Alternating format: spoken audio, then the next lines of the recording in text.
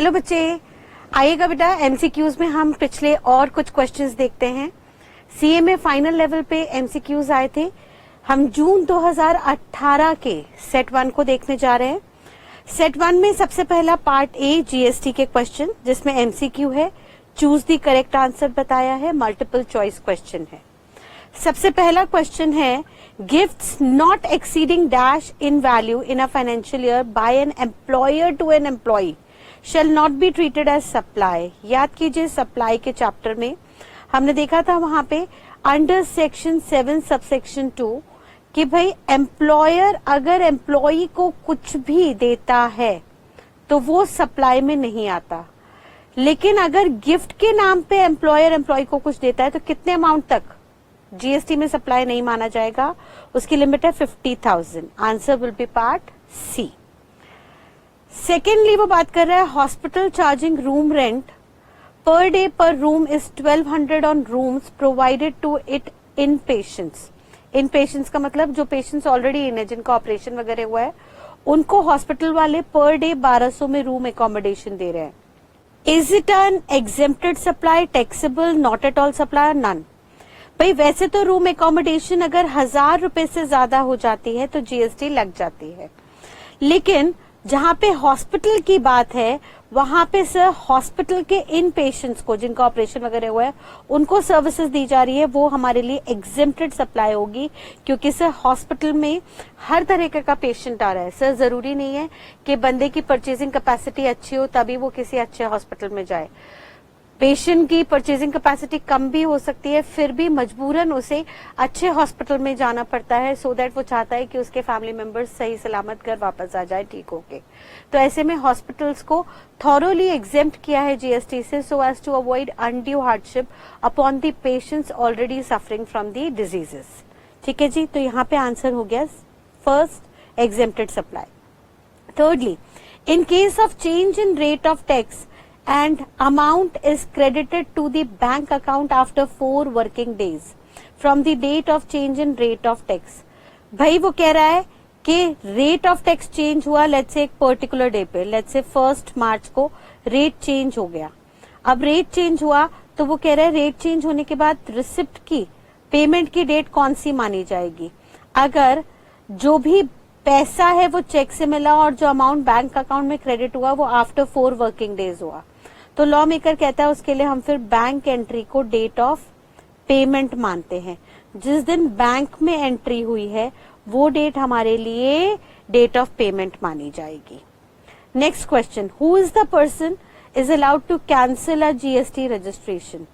Sir जो person himself है वो अपना रजिस्ट्रेशन कैंसिल करा सकता है, या सर जो भी जीएसटी ऑफिसर है वो कैंसिल करा सकता है रजिस्ट्रेशन, या रजिस्टर्ड पर्सन का लीगल हेयर, अगर रजिस्टर्ड पर्सन डिसीज्ड है, उनकी डेथ हो गई, या वो अनेबल है, अनसाउंड माइंड हो चुके हैं, या कोमा में है, तो उनका लीगल हेयर, या all of the above. Answer is all of the above. Registered SSC खुद से भी अपना रजिस्ट्रेशन कैंसिल कर सकते हैं और उनके लीगल हेयर भी कर सकते हैं along with departmental officer. Next question, where the application of registration is found to be deficient. Sir registration की एप्लीकेशन अगर डेफिशिएंट है, उसमें कोई कमी पेशी रह गई, then for any reason then the proper officer requires further information. भाई प्रॉपर ऑफिसर को लगता है कि कमी पेशी रह गई है, जो एप्लीकेंट है उन्होंने एड्रेस प्रॉपरली नहीं दिया या अपनी डिटेल प्रॉपरली नहीं प्रोवाइड की, तो ऐसे में proper officer further information demand करते हैं और उन्हें एप्लीकेंट को इंटीमेट करना होता है under which form. Sir GST REG 1 तो एप्लीकेशन है, तो यहाँ पे बेसिकली इंफॉर्मेशन डिमांड करने के लिए फॉर्म आता है GST REG 03।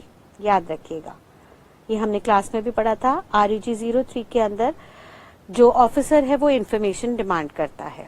Answer will be part C. Then next question, the order of set of input. Input मतलब आईटीसी। आईटीसी सेट ऑफ होने जा रहा है आईजीएसटी का, तो बताइए किस सीक्वेंस में होगा। पहले IGST, CGST, SGST, UTGST respectively. Sir पहले के टाइम पे ये प्रोविजन होता था, बट यहाँ पे अमेंडमेंट आई और उन्होंने कहा सर पहले आईजीएसटी होगा, उसके बाद आप सीजीएसटी या एसजीएसटी या यूटीजीएसटी किसी को भी एडजस्ट कर लो, यहाँ पे कोई सीक्वेंस अब नहीं रह गया। ये अमेंडेड है, तो इसमें कोई भी ऑप्शन नहीं रहेगा। पहले के टाइम पे फर्स्ट ऑप्शन होता था, बट वो भी अब नहीं रहा, बिकॉज अब अमेंडमेंट आ गई है। वो कह रहा है हमेशा आईजीएसटी का क्रेडिट पहले आईजीएसटी में होगा यूटिलाइज, और फिर कुछ बचेगा तो वो किसी में भी आप यूटिलाइज कर सकते हो विदाउट एनी सीक्वेंस। क्लियर है?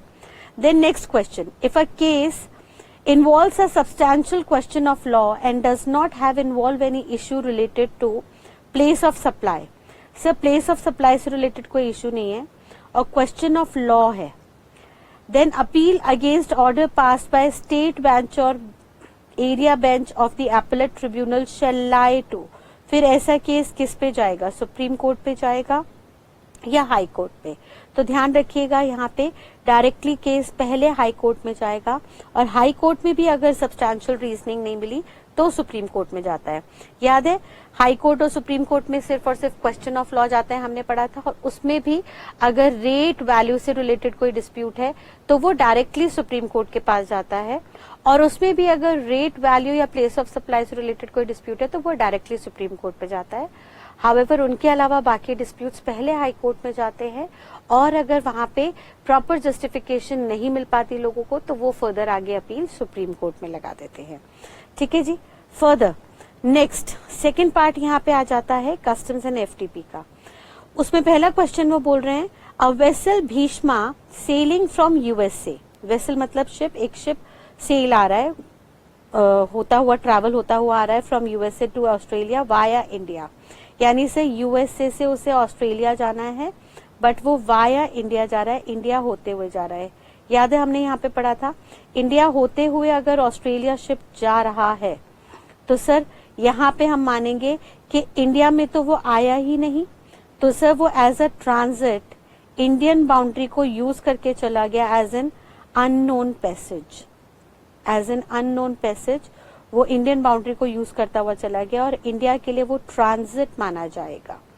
Bhishma carries various types of goods namely A B C D A, and इसमें से A and B are destined to Mumbai port. लेकिन इसमें से जो शिप आया था उस शिप ने ए और बी यूनिट मुंबई पोर्ट पे उतार दिए, and balance remains in the same vessel, और बाकी जो सी एंड डी थे वो ऑस्ट्रेलिया ले गया। Subsequently vessel chartered to Australia, और आगे ए और बी उतार के जो रिमेनिंग सी एंड डी था वो ऑस्ट्रेलिया ले गया। So the transit goods are, transit वाले गुड्स कौन से होंगे? ए बी होंगे या सी डी होंगे? भाई सिंपल सी बात है, सी डी होंगे। ट्रांजिट गुड्स कौन से होते हैं? जो इंडियन बाउंड्री में तो आते हैं लेकिन इंडियन बाउंड्री को क्रॉस करते हुए आगे चले जाते हैं। तो भाई यहाँ पे गुड्स यूएसए से होते हुए इंडियन बाउंड्री तक तो आए, लेकिन यहाँ से आगे फर्दर ऑस्ट्रेलिया चले गए सी एंड डी, तो सी एंड डी को हम यहाँ पे ट्रांजिट गुड्स का नाम देंगे। ठीक है जी। Second question, Who is the adjudicating authority in case of goods liable for confiscation amounted up to ₹50,000? अगर कॉन्फिस्केशन होने जा रहा है up to an amount of ₹50,000 तो उसके लिए कौन जज कर लेगा काम को? सर यहाँ पे सबसे पहले सुप्रिटेंडेंट आ जाता है। सुप्रिटेंडेंट जो होता है उनके पास फील्ड वर्क की अथॉरिटी होती है, और जहाँ पे बेसिक केसेस होते हैं छोटे मोटे वहां पे superintendent work as an adjudicating authority. ठीक है जी। Further third question, which of the following is an ineligible capital goods under EPCG scheme? याद कीजिए एफटीपी के अंदर कौन से कैपिटल गुड्स का आपको क्रेडिट नहीं मिलेगा? सर कंप्यूटर सॉफ्टवेयर मिल जाता है, सर यहाँ पे उन्हें बेनिफिट कैपिटल गुड्स का अंडर कंप्लीटली नॉकडाउन या सेमी नॉकडाउन कंडीशन मिल जाता है। कैपिटल गुड्स अगर प्रोजेक्ट के लिए आ रहे हैं मिल जाता है। सर यहाँ पे बस एक सेकेंड हैंड गुड्स है, सेकेंड हैंड कैपिटल गुड्स, उनका बेनिफिट आपको ईपीसीजी स्कीम में नहीं मिलेगा। यानी इंडियन गवर्नमेंट कह रही है कि आप बाहर से नई मशीनरी इंपोर्ट करके लाइए, हमसे बेनिफिट लीजिए। अगर आप यूज्ड सेकेंड हैंड मशीन लाएंगे तो इस स्कीम के तहत, ईपीसीजी स्कीम के तहत हम आपको बेनिफिट नहीं देंगे। ठीक है जी। ये सेट 1 था जून 18 का। Then set 2 part A GST. सबसे पहला क्वेश्चन वो कह रहा है, Aminpur post office provided basic mail services of ₹2,50,000 and speed post services of 3 lakh. The value of taxable services will be, कितनी वैल्यू हो जाएगी? 2.5 लाख, 3 लाख, 5.5 लाख। ध्यान रखिएगा जो बेसिक मेल सर्विसेज है उन पे जीएसटी नहीं लगता। यहाँ पे स्पीड पोस्ट की सर्विसेज पे, वो सर्विसेज पे जिन सर्विसेज का कंपटीशन है विथ कोरियर सर्विसेज, उन पे जीएसटी लगाया जाता है to provide the level playing field. यानी भाई सरकार कह रही है कि गवर्नमेंट सेक्टर कोई सर्विसेज दे रहा है और प्राइवेट सेक्टर या नॉन गवर्नमेंट सेक्टर कोई सर्विसेज दे रहा है, और दोनों सेक्टर अगर कोई ऐसी सर्विसेज दे रहे हैं जो कॉम्पिटिटिव है, तो ऐसे में अगर प्राइवेट सेक्टर पे जीएसटी लग रहा है तो पैरेलली गवर्नमेंट सेक्टर पे भी जीएसटी लगाइए, सो दैट सिर्फ जीएसटी के चलते गवर्नमेंट की सर्विसेज सस्ती ना हो जाए।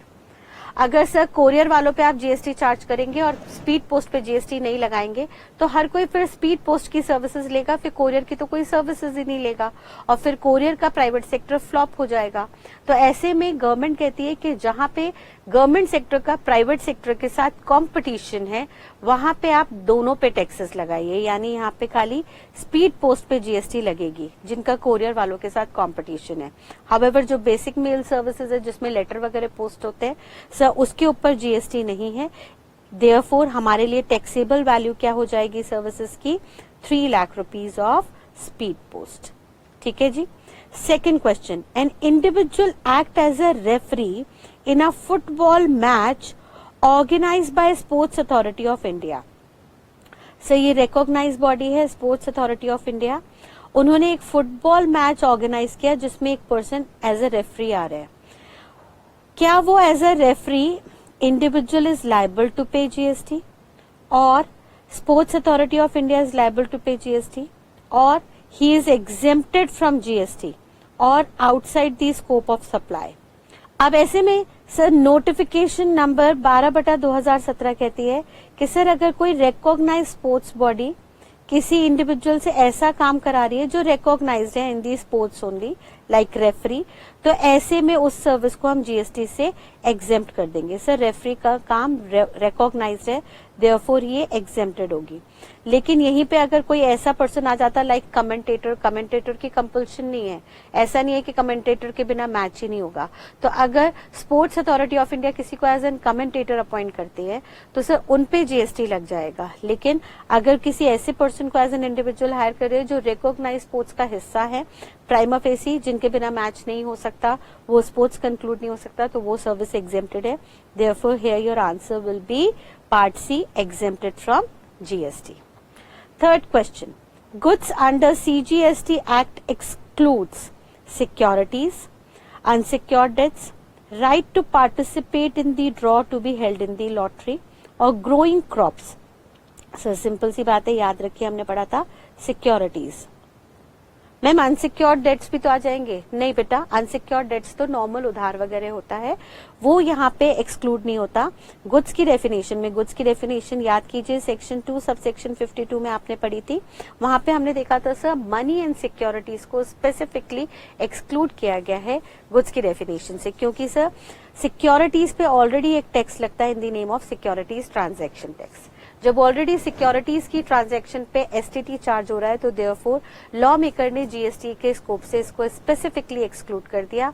उन्होंने कह दिया सर ये गुड्स की डेफिनेशन में ही नहीं आएगा, ना ही सर्विसेज की डेफिनेशन में आएगा, देयरफॉर इसको हम जीएसटी के स्कोप से बाहर कर रहे हैं।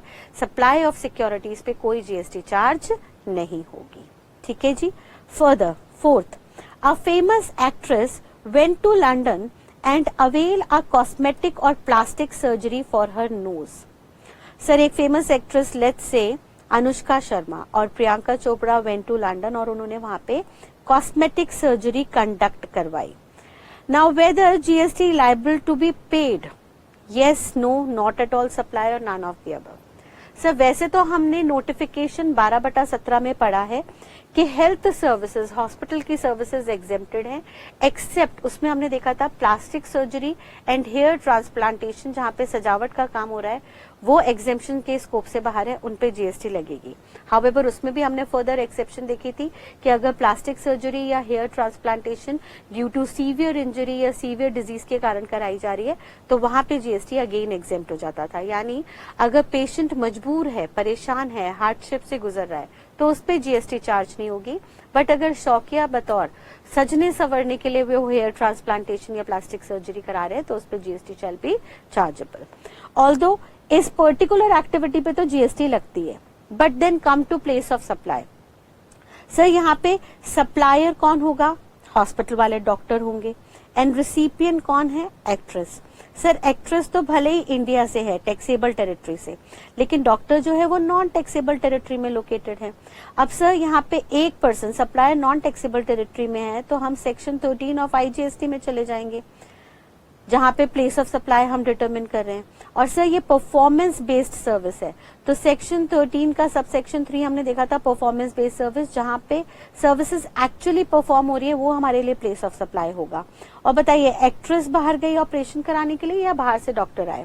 सर एक्ट्रेस बाहर गई, यानी परफॉर्मेंस तो बाहर हुई लंदन में, ठीक है, लंदन यूके में परफॉर्मेंस हुई, तो ऐसे केस में हमारा प्लेस ऑफ सप्लाई क्या हो गया? London UK.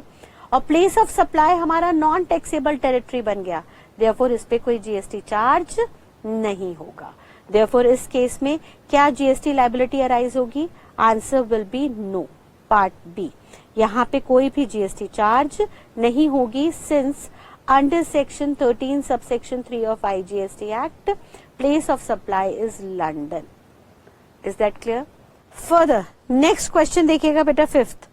In relation to a registered person, input tax means central tax, state tax, integrated tax or union territory tax charged on any supply of goods or services or both made to him and does not include, इसमें क्या क्या नहीं आता भाई, simple सी बात है, integrated tax तो आएगा ही आएगा जो इम्पोर्ट पे लगा है, यानी इम्पोर्ट ऑफ गुड्स पे जो है आईजीएसटी, वो तो आईजीएसटी इनपुट टैक्स में आएगा, उसका तो क्रेडिट मिलेगा।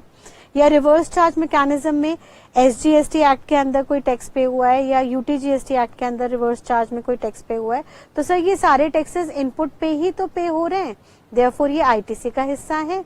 लेकिन सर कंपोजिशन स्कीम के अंदर आईटीसी का बेनिफिट नहीं मिलता, therefore input tax does not include tax paid under composition levy scheme. Therefore यहाँ पे आंसर क्या हो गया? Part D. फर्दर बेटा नेक्स्ट वो कहता है, in case of international bookings the value of supply of service in relation to booking of tickets for a travel by air provided by an air travel agent shall be deemed to be an amount. याद कीजिए international booking का कितना था? Sir 10%, air travel agent domestic booking कर रहे हैं तो 5% of the total basic fair, और अगर इंटरनेशनल बुकिंग कर रहे हैं तो 10% ऑफ द बेसिक फेयर जो है वो आपका टैक्सेबल वैल्यू हो जाता है, जिसके ऊपर आप फर्दर 18% के रेट से जीएसटी कंप्यूट करते हो। तो here your answer will be part C, 10% of basic fare. ठीक है जी। अगला question 7th, in case of supply of services, जब सर्विसेज की आप सप्लाई करने जा रहे हो तो the tax invoice shall be prepared in the manner of, बताइए कितनी कॉपीज बनती हैं सर्विसेज के केस में टैक्स इनवॉइस की? एक ओरिजिनल कॉपी, 2 कॉपी या 3 कॉपी? भाई 3 कॉपी होती थी गुड्स के केस में, जहां पे एक मैन्युफैक्चरर के पास, सप्लायर के पास रहता है, एक रिसिपिएंट के पास, और एक जो है वो ट्रांसपोर्टर को देता है। बट सर्विसेज तो इंटेंजिबल नेचर की होती है, देयरफॉर वहां पे कोई कैरियर नहीं होता, कोई ट्रांसपोर्टर नहीं होता, ड्यू टू विच यहाँ पे 2 कॉपीज मैनेज की जाती हैं। Answer will B 2 copies. ठीक है जी, क्लियर है। 3 कॉपीज कब होती हैं? अगर यहाँ क्वेश्चन में गुड्स हो जाता, अगर क्वेश्चन में सर्विसेज की जगह गुड्स हो जाता तो वहां पे 3 कॉपीज आप लिखते हैं, 3rd copy given to the transporter. Further next उसके बाद कस्टम एफटीपी का क्वेश्चन आया। पहला उन्होंने बोला validity period for import and advance authorisation shall be. याद कीजिए हमने एफटीपी के अंदर पढ़ा था एडवांस ऑथराइजेशन का 12 महीने का वैलिडिटी है from the date of authorisation. जिस दिन गवर्नमेंट आपको ऑथराइजेशन दे देगी, अथॉरिटी दे देगी, उसके 12 महीने के अंदर अंदर आपको इम्पोर्टेशन कर लेना है। Second question, suppose assessable value including landing charges is 100 and basic custom duty is 10%। वैसे तो अब लैंडिंग चार्जेस का कंसेप्ट हट गया है, बट ये पुराना क्वेश्चन है।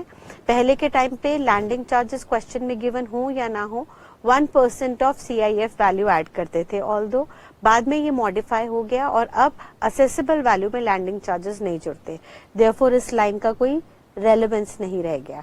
सिंपली हम रेलेवेंट बात पढ़ते हैं, अगर असेसेबल वैल्यू 100 रुपए है और बेसिक कस्टम ड्यूटी 10 रुपए है एंड देन IGST उस पे लगना है 12% का, और education cess 2% and secondary higher education cess 1%, तो अमाउंट ऑफ IGST कितना रहेगा? सिंपल सी बात एक बार निकाल लेते हैं। अगर मान लीजिए हमारा असेसिबल वैल्यू 100 रुपए है, तो हमारी बेसिक कस्टम ड्यूटी 10 रुपए निकल के आई, 10% ऑफ एवी। इस बेसिक कस्टम ड्यूटी में पहले हम एजुकेशन सेस लगाएंगे on duty. Cess is a tax on tax, although GST compensation cess ऐसे कंप्यूट नहीं होता, but education cess is a tax to be computed on basic custom duty.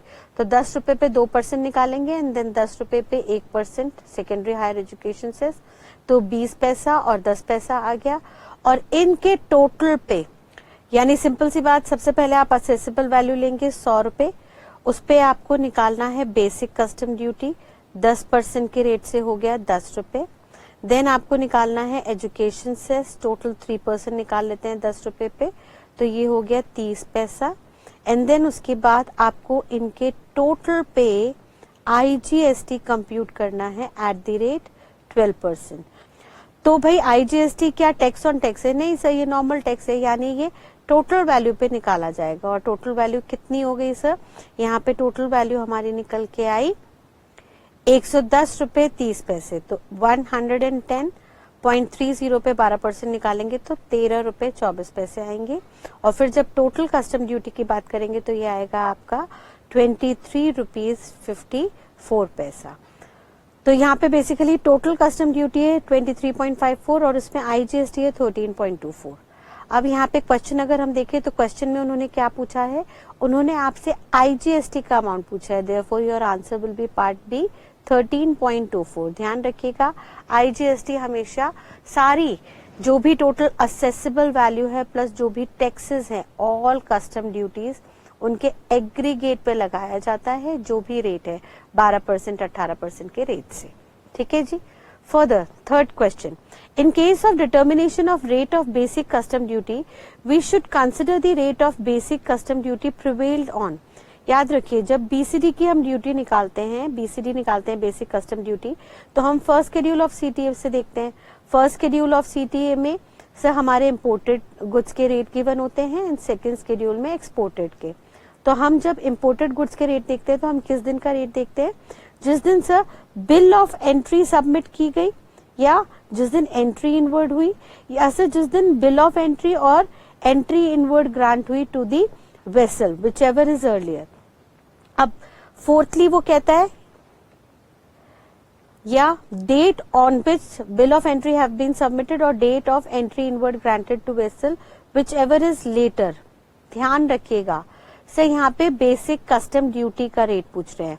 हमने valuation chapter में देखा था, जब भी रेट ऑफ एक्सचेंज की बात होती है तो जिस दिन पोर्ट पे बिल ऑफ एंट्री फाइल हुई है, bill of entry eight port file हुई है, चाहे आपने होम कंजम्पशन की फाइल की हो या वेयर हाउस की, यानी व्हाइट कलर की कॉपी हो या येलो कलर की, वो रेट आपको एक्सचेंज का रेट लेना होता है। बट ड्यूटी का रेट आप हमेशा लेते हो जब लाइबिलिटी अराइज होती है, यानी bill of entry for home consumption और entry inward whichever is, हमेशा ध्यान रखिएगा, लेटर लिया जाता है। सर अगर एंट्री इनवर्ड हो गई और माल को कस्टम वेयर हाउस में रख दिया और कस्टम वेयर हाउस से 2 साल बाद क्लियरेंस हुई bye filing bill of entry for home consumption in green colour, तो ऐसे में सर फिर ग्रीन कलर जिस दिन सबमिट हुआ है उस दिन के रेट ऑफ ड्यूटी आपको लेने हैं नोटिफाइड बाय सीबीआईसी। क्लियर है? तो यानी यहाँ पे व्हाइट कलर की कॉपी हो या ग्रीन कलर की कॉपी, इससे कंपैरिजन होता है। येलो कलर की कॉपी यहाँ पे कंपेयर नहीं की जाती। ठीक है जी। तो यहाँ पे आपका आंसर हो जाएगा part D, the date of submission of bill of entry और the date of entry inward granted to vessel whichever is later. Further December 2018 का सेट देखते हैं। जून 2018 के हमने 2 सेट देख लिए, set 1 and set 2। Now we are moving forward to December 2018। इसमें set 1 सबसे पहले जीएसटी पार्ट ए देखते हैं। Question, first question, the total composition rate of tax for manufacturer under composition scheme is 1% of the turnover.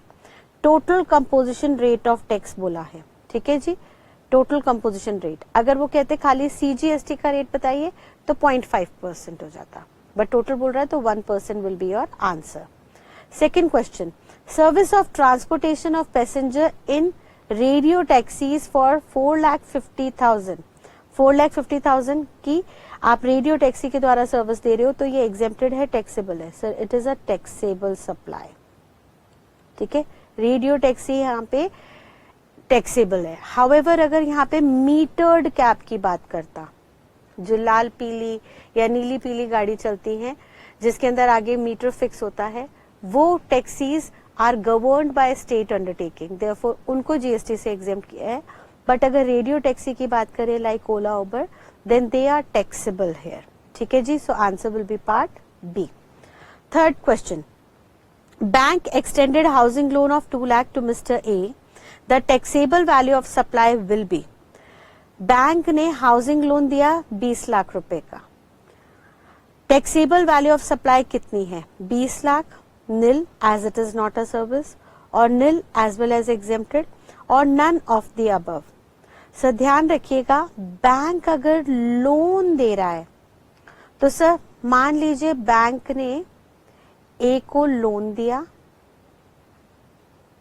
और sir loan का मतलब है ए को एक स्पेसिफाइड टाइम पीरियड के बाद ये लोन रीपे करना होगा। तो सर 20 लाख का बैंक ने लोन दिया, 20 लाख का अमाउंट रीपे करना होगा ए को, लेट्स से आफ्टर 20 इयर्स, और जब तक 20 साल तक ये पैसे रखा है ड्यूरिंग 20 इयर्स, इन 20 इयर्स के दौरान ए को इंटरेस्ट पे करना होगा। तो सर इंटरेस्ट तो सर्विस है, इस पे तो जीएसटी लगेगी। लेकिन सर जो लोन अमाउंट बैंकर ने दिया था और जिसको आप रीपे कर रहे हो, it is a transaction in money. जो पैसा आपने बैंक से लिया उतना अमाउंट ही आप बैंक को दे रहे हो। तो सर ये जो है, ये जो अमाउंट है जो आपने लिया लोन बतौर और आप रीपे कर रहे हो, it is not a service, ये सर्विस ही नहीं है, देयरफॉर इस पे कोई जीएसटी चार्ज होगा नहीं। Therefore here your answer will be part B.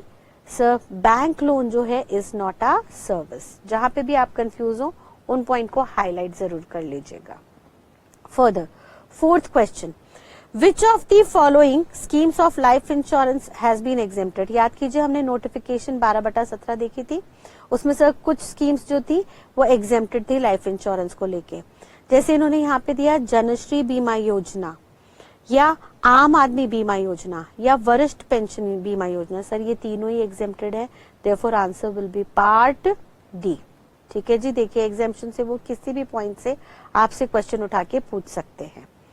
Further आगे नेक्स्ट क्वेश्चन, अगला वो कह रहा है Ram of Jaipur provides online gaming services.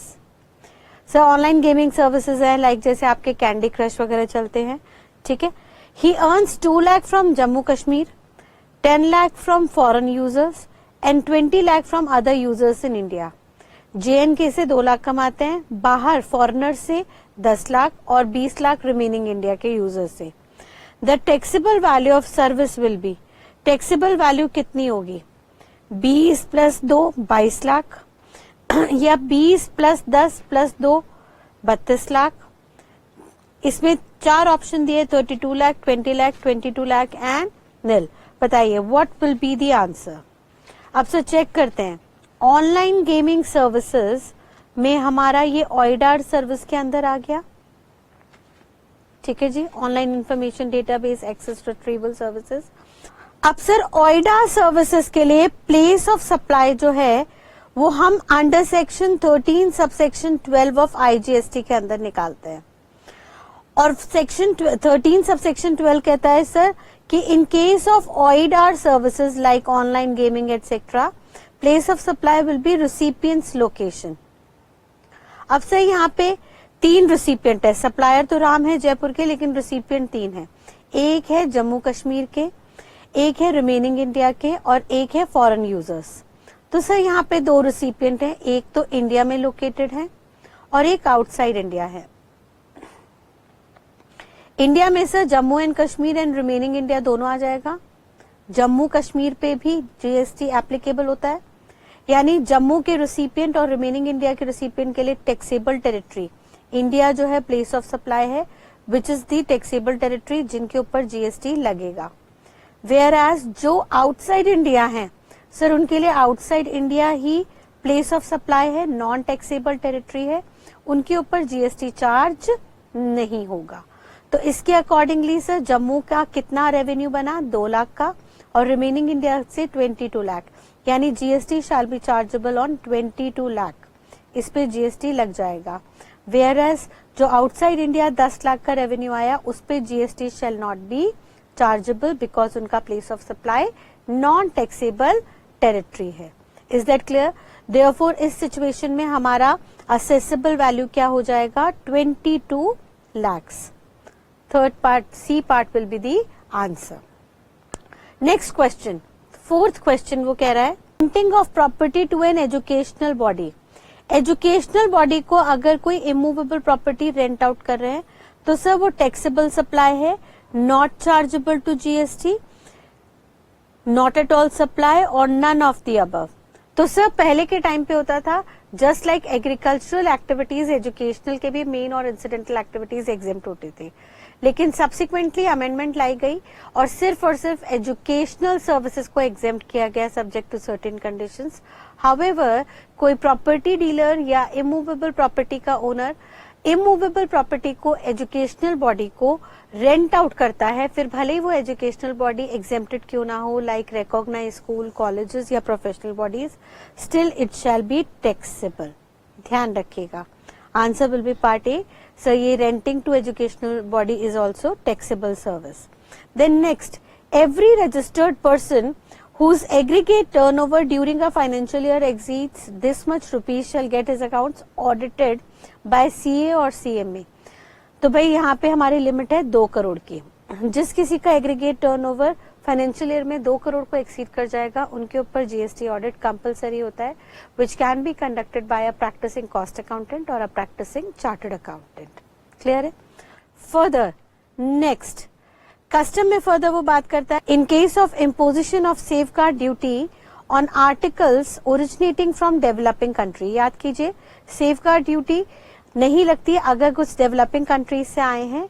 The safeguard duty can not be imposed if the import of such articles does not exceed. याद कीजिए, एक developing country से आ रहे हैं तो अप टू 3% है तो ड्यूटी नहीं लगेगी, और अगर मोर देन 1 डेवलपिंग कंट्री है तो अप टू 9% पे duty shell not B charged. Secondly, in case of import manifest और इम्पोर्ट रिपोर्ट, जिसको हम आईजीएम भी कहते थे, याद है हमने इंट्रोडक्शन में देखा था, import general manifest is not presented within specified time limit, then the penalty for such delay should not exceed 50,000। ठीक है, 50,000 तक की पेनल्टी लग सकती है अगर आईजीएम रिपोर्टिंग के 12 घंटे के अंदर अंदर प्रेजेंट ना की जाए to the proper officer. And then third part कहता है, in FTP an applicant shall be categorised as a status holder. याद है 1 स्टार 2 स्टार हमने बनाए थे, वहां पे स्टेटस होल्डर सिर्फ और सिर्फ एक एप्लीकेंट को तब ऑब्टेन किया जाता है on achieving export performance during current and previous 2 years, current and previous 3 financial years, current and previous 5 financial year और करंट ईयर ओनली। सर यहाँ पे answer will be B. Current year का और पिछले 3 साल का एवरेज के बेसिस पे हम स्टेटस प्रोवाइड करते हैं to the exporter under foreign trade policy. Clear है बेटा? तो यहाँ पे आके दिसंबर 18 का सेट 1 कंप्लीट होता है।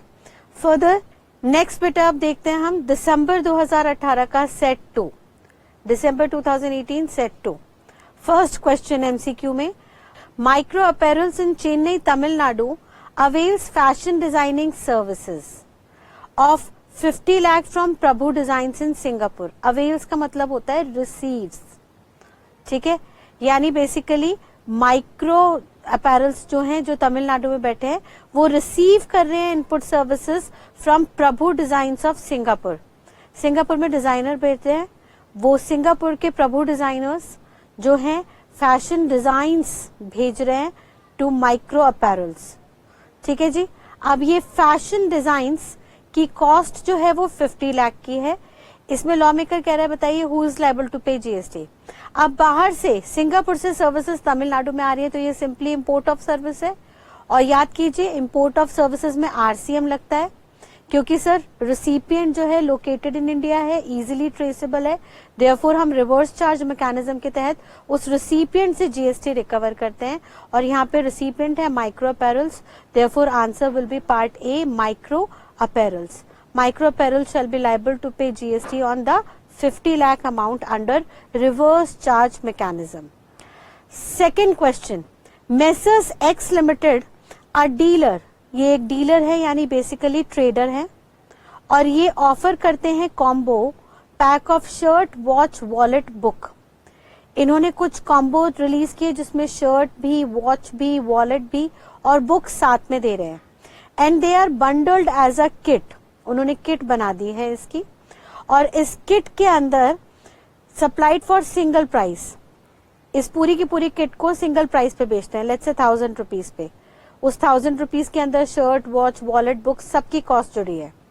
Now tax rate for shirt, watch, wallet and book is 12%, 18%, 5% and nil respectively. तो बताइए यहाँ पे इस सप्लाई पे जीएसटी का रेट क्या रहेगा? सर सबसे पहली बात, इसको हम कंपोजिट सप्लाई माने या मिक्स सप्लाई? भाई कंपोजिट सप्लाई में एक आइटम दूसरे आइटम पे डिपेंडेंट होता है। क्या यहाँ पे शर्ट और वॉलेट की बिक्री डिपेंडेंट है? क्या बुक नहीं बिकती शर्ट या वॉच के बिना? नहीं सर, कोई डिपेंडेंसी नहीं है, यानी ये कंपोजिट सप्लाई नहीं है। जहां पे एक आइटम दूसरे आइटम पे डिपेंडेंट नहीं होते उसको हम मिक्स सप्लाई कहते हैं, और मिक्स सप्लाई के केस में जीएसटी उस रेट पे लगता है जिसपे हाईएस्ट लायबिलिटी अराइज होती है। तो यहाँ पे हाईएस्ट लायबिलिटी 18% के रेट पे है, therefore our answer will be part B 18%। ठीक है जी। हाउएवर अगर ये कंपोजिट सप्लाई होता तो सर कंपोजिट सप्लाई में जहां डिपेंडेंसी होती वहां पे हम प्रिंसिपल सप्लाई कंसिडर करते हैं और प्रिंसिपल सप्लाई के रेट को इफेक्टिव करते हैं, लेकिन क्योंकि यहाँ पे कंपोजिट सप्लाई नहीं थी, मिक्स सप्लाई थी, देयरफॉर हमने हाईएस्ट रेट से लायबिलिटी अराइज कर दी। Third question, mister A is a manufacturer of ice cream and if all other condition satisfy the total effective composition tax rate will be. वो कह रहे हैं सर मान लीजिए कंपोजिशन स्कीम की सारी कंडीशंस मीट होती हैं, ये इंट्रा स्टेट सप्लाई करते हैं, इनका कोई भी एग्जेम्प्टेड सप्लाई में कवरेज नहीं है, टैक्सेबल सप्लाई होती है, इनकी सारी सप्लाई टैक्सेबल होती है, ये ई कॉमर्स ऑपरेटर के द्वारा डील नहीं करते। तो बताइए सारी कंडीशंस मीट हो रही है तो कंपोजिशन टैक्स रेट क्या हो जाएगा? 1%, 5% या 6%? सर गुड्स के मैन्युफैक्चरर और ट्रेडर के केस में 1% का रेट था, और रेस्टोरेंट सर्विसेज के केस में 5% और अदर देन रेस्टोरेंट सर्विसेज में 6%। तो लॉ मेकर कह रहा है यहाँ पे इफेक्टिव रेट क्या होगा? याद रखिए सर हमने नोटिफिकेशन में पढ़ा था आइसक्रीम जो है, ice cream, aerated water, tobacco related products पे कंपोजिशन स्कीम एप्लीकेबल नहीं है। तो भले ही इनकी सारी कंडीशंस मीट भी कर जाएं, फिर भी आप कंपोजिशन स्कीम का बेनिफिट नहीं ले सकते। Therefore here the answer will be part D. Further next question, express parcel post services provided by department of post to a business entity. Sir postal department business entity को services दे रहा है, तो हमने देखा था सर्विसेज प्रोवाइडेड बाय गवर्नमेंट वैसे तो एग्जेम्प्टेड होती है, बट एक्सेप्ट हमने वहां पे एक्सेप्शन देख ली थी, पीवीटी, पी में हमारा यहाँ पे पोस्टल सर्विसेज आती थी, और पोस्टल सर्विसेज अगर किसी बिजनेस एंटिटी को सर्विसेज दे रही है तो सर फिर उस पे जीएसटी लगता है। और जीएसटी लगता है बताइए किसके अंदर? अंडर आरसीएम या under normal charge mechanism? Law maker कहता है सर यहाँ पे एनसीएम लगेगा। वैसे तो गवर्नमेंट द्वारा दी गई सर्विसेज पे आरसीएम लगता है, बट आरसीएम के लिए भी पीवीटी एक्सेप्शन है, यानी postal services, vessel aircraft maintenance services and T से ट्रांसपोर्टेशन सर्विसेज में भले ही गवर्नमेंट सर्विस प्रोवाइडर हो, फिर भी टैक्स भी गवर्नमेंट को ही देना पड़ता है as a supplier under normal charge mechanism, जहां पे असेसी कंसिडर होता है एज अ सप्लायर, और अगर सर्विसेज बाय गवर्नमेंट डिपार्टमेंट दी जा रही है तो यहाँ पे government department will be treated as assessee, यानी इस सिचुएशन में GST shall be payable by department of post. Here answer will be part B. Clear है? Next question, mister Ram sold goods to mister Shyam worth ₹5 lakh. The invoice was issued on 15th November. The payment was received on 30th November and the goods were supplied on 20th November. Invoice जो है वो 15 नवंबर को issue हुई, 15 नवंबर को invoice issue हुई, goods supply किए गए, यानी जो पोजीशन थी वो मूव की गई ऑन 20th नवंबर, और जो पेमेंट मिली वो पेमेंट रिसीव हुई ऑन 30th नवंबर। नाउ बताइए टाइम ऑफ सप्लाई क्या रहेगा अगर राम ने शाम को गुड्स सोल्ड किए हैं? गुड्स का केस है, यानी सेक्शन 12 में चले गए, time of supply section 12 of CGST act. Section 12 sub section 2 लग जाएगा यहाँ पे, क्योंकि सर रिवर्स चार्ज का केस नहीं है, कोई गुड स्पेसिफिक बताए नहीं, तो हम मानेंगे नॉर्मल चार्ज मैकेनिज्म है। नॉर्मल चार्ज मैकेनिज्म के accordingly time of supply will be the date of invoice, that is 15th November shall be the answer. Further next 6th question कह रहा है the value of supply of goods, value बता रहा है supply की। Sir यहाँ पे supply की वैल्यू है between deemed distinct persons. Deemed distinct entities कौन सी होती है? सेम पैन के अंदर डिफरेंट रजिस्ट्रेशंस जो होल्ड करते हैं, यानी सेम पैन होल्डर जब डिफरेंट स्टेट वाइज या डिफरेंट बिजनेस वर्टिकल वाइज अलग अलग रजिस्ट्रेशन सर्टिफिकेट्स ऑब्टेन करते हैं, तो उन सारी यूनिट्स को, उन सारी ब्रांचेस को डीम्ड डिस्टिंक्ट एंटिटी कहा जाता है। अब वो कह रहे हैं डीम्ड डिस्टिंक्ट एंटिटी के बीच में कुछ ट्रांजैक्शन हुई जिसकी value section 25 subsection 4 of CGST act के अंदर निकाली गई, where the supplier and recipient are related other than where the value is made through an agent. यानी अदर देन का मतलब सर यहाँ पे रूल 29 नहीं लगेगा, याद कीजिए 3 रूल हैं 27, 28, 29। अगर कंसिडरेशन नहीं गिवन होती, अगर कंसिडरेशन नहीं गिवन होती या टोटली मॉनेटरी कंसिडरेशन नहीं होती तो रूल 27 में जाते। अगर रिलेटेड पार्टी ट्रांजैक्शन है तो रूल 28, और अगर प्रिंसिपल एजेंट का रिलेशन है तो रूल 29। अब क्वेश्चन में वो कह रहा है अदर देन एजेंट, लेकिन वो कह रहा है रिलेटेड पार्टी है, तो बाय डिफॉल्ट यहाँ पे रूल 28 के अंदर वैल्यू निकलेगी, therefore here answer will be part B. ठीक है जी। Further next question, the application form for registration by casual taxable person. याद है कोई एक पर्सन दूसरे स्टेट में जाता है फॉर अ टाइम बिंग, थोड़े से टाइम के लिए काम करने के लिए, तो वो कौन से फॉर्म के अंदर रजिस्ट्रेशन के लिए अप्लाई करेगा? लॉ मेकर कहता है सर रजिस्ट्रेशन की एप्लीकेशन के लिए एक ही फॉर्म आएगा हमेशा, GST REG 01। यहाँ पे कंफ्यूज कर रहे हैं सर, चाहे कैजुअल टैक्सेबल पर्सन हो या कोई भी अदरवाइज पर्सन हो, सबको GST रजिस्ट्रेशन के लिए फॉर्म GST REG 01 के अंदर ही अप्लाई करना होगा। ठीक है जी। फर्दर कस्टम एंड FTP का क्वेश्चन। पहला question, in computation of custom valuation which of the following is not edible. Custom valuation में कौन सी वैल्यू को नहीं जोड़ेंगे? बाइंग कमीशन, यस सर ये नहीं जुड़ती। Development work done other than India, undertaken outside India जुड़ता है। मटेरियल सप्लाइड बाय बायर जुड़ता है। Licence fee paid by buyer as a condition of sale जुड़ती है, यानी answer will be part A. Buying commission को हम वैल्यूएशन में कभी भी नहीं जोड़ते।